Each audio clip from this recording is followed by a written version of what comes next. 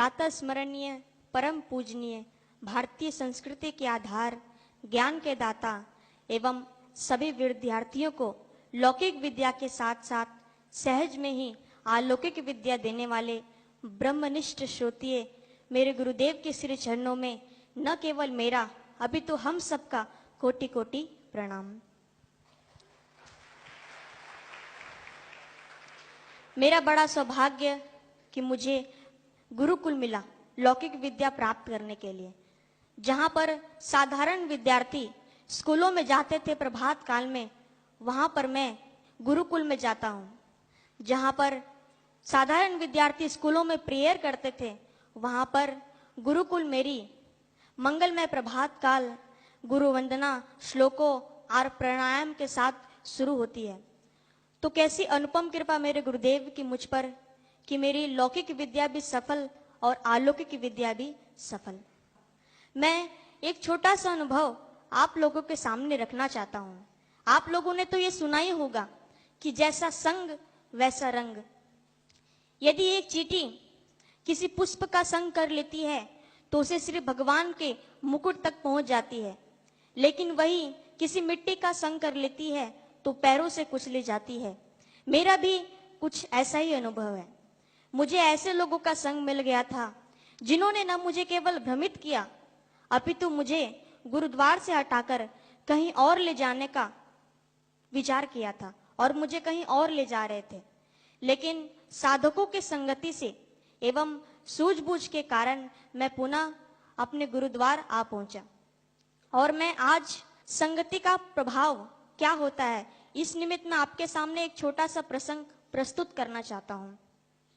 एक बार की बात है कि एक व्यापारी दो तोतों को लेकर एक नगर के चौराहे पर बैठ गया और वह बोल रहा था कि तोते ले लो भाई, तोते ले लो। एक तोते का मूल्य है 550 रुपए और दूसरे वाले तोते का मूल्य है 1 रुपए। वहीं से हाथी पर बैठकर एक राजा गुजर रहा था। उसने सुना कि एक तोते का मूल्य 550 रुपए और दूसरे तोते का मूल्य 1 रुपए। आखिर इन दोनों तोतों में फर्क क्या है? वह राजा उस व्यापारी से यह पूछने के लिए व्यापारी के पास गया। वहां जाने के बाद व्यापारी से कहा, आप बता रहे हैं कि एक तोते का मूल्य 550 रुपए और दूसरे वाले तोते का मूल्य 1 रुपए, आखिर इसमें खासियत क्या है और इसमें दुर्गुण क्या है? तब उस व्यापारी ने कहा, राजन, जब इसे आप अपने महल लेके जाएंगे तो ही आपको पता चलेगा। राजा ने कहा, ठीक है, दे दो। राजा ने वह दोनों तोते ले लिया। उसके पश्चात वह अपने महल चले गए। वहां पे जाने के बाद अपने सेवक को बोला कि आज जो पहला वाला तोता है, 550 रुपए वाला जो तोता है, वो मेरे पलंग के नीचे रख देना। सेवक ने वैसा ही किया और दूसरे दिन जब राजा उठा तो उस तोते ने राजा को बहुत सुंदर सुंदर मधुर मधुर श्लोक सुनाया। राजा तो बहुत खुश हो गया। लेकिन दूसरे दिन राजा अपने सेवक को कहा कि आज जो दूसरा वाला तोता है, जो 1 रुपए वाला तोता है, वो मेरे पलंग के नीचे रख देना। सेवक ने वैसा ही किया। लेकिन जब दूसरे दिन राजा उठा तो उस तोते ने राजा को बहुत गंदी गंदी गालियां सुनाई। वो राजा तो परेशान हो गया और उसके बाद में अपने सेवक को बोला, आज इस दुष्ट तोते को मार डालो, इसने मेरा प्रभात काल खराब कर दिया। वहीं पर पहला वाला तोता खड़ा था। उसने राजा से नम्र निवेदन किया कि राजन, हम दोनों सगे भाई हैं। हम दोनों एक बार एक डाल पर बैठे थे, वहीं पर शिकारी आया और हम दोनों को बंदी बना लिया। उसके बाद मुझे एक साधु महात्मा के हाथों बेच दिया और इसे एक मछुआरों के हाथों भेज दिया। साधु महात्मा तो मुझे श्लोक सुनाते थे, इसलिए मैं सीख गया, जिसका कारण है कि मैं आपको श्लोक सुनाया। लेकिन ये मछुआरों के हाथों लगा तो वो आपस में गाली गलौज करते थे, इसीलिए इसका स्वभाव भी गाली गलौज का बन गया है। वास्तव में तो इस बेचारे का कोई दोषी नहीं है।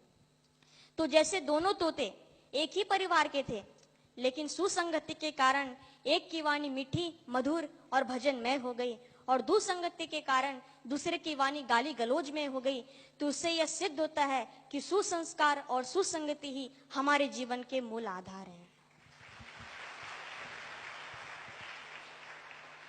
एक तोता, एक पक्षी संग में प्रभावित हो जाती है तो भला मनुष्य कैसे नहीं होगा? और ये साधकों का संग ही है जो आप लोग यहाँ पर आए हैं। अन्यथा यदि साधकों का संग नहीं मिलता तो निग्रह व्यक्ति आप लोगों को पिकनिक मनाने के लिए लौकिक स्थानों पर शायद ले गए होते। यूं तो सागर का एक बूंद सूर्य नारायण के तपन से बादल बन जाता है और वही वर्षा बन के बरसता है। ऐसे ही जब मनुष्य संतों के संग, सदगुरु के संग में आता है तो सदगुरु उसे जीव से ब्रह्म बना देते हैं। लेकिन वह दुसंगति के कारण जब वह कुसंग को प्राप्त होता है तो वह माताओं के गर्भ में पुनः उसे आना पड़ता है। तो मैं अंत में इतना ही कहूंगा अपने गुरु भाइयों, अपने गुरु बहनों से कि आप अपनी संगति का विशेष विशेष ध्यान रखें। जैसे पारसमणि लोहे को स्वर्ण बना देता है, वैसे ही दुर्भाग्यवश नींबू का संग दूध को फाड़ देता है। तो इससे यह सिद्ध होता है कि एक पारसमणि लोहे को स्वर्ण बना देता है, ऐसे ही मेरे प्यारे सदगुरु जीव को ब्रह्म बना देते हैं।